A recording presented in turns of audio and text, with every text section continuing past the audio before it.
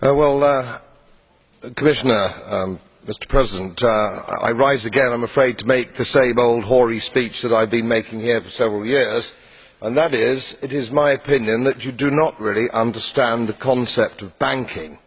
All the banks are broke.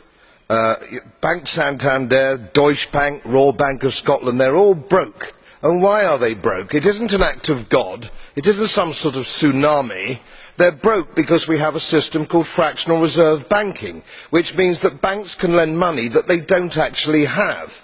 It's a criminal scandal, and it's been going on for too long. To add to that problem, you have moral hazard, a very significant moral hazard from the political sphere.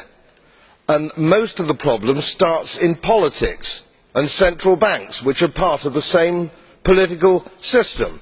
We have counterfeiting, sometimes called quantitative easing, but counterfeiting by any other name. The artificial printing of money, which if any ordinary person did, they'd go to prison for a very long time. And yet governments and central banks do it all the time.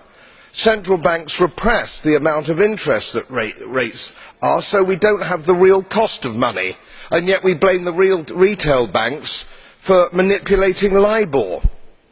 The sheer effrontery of this is quite astonishing. It's central banks that manipulate interest rates, Commissioner. And plus, underneath all this, we talk loosely, in a rather cavalier fashion, do we not, about deposit guarantees. So when banks go broke through their own incompetence and chicanery, the taxpayer picks up the tab. It's theft from the taxpayer. And until we start sending bankers, and I include central bankers and politicians, to prison for this outrage, it will continue.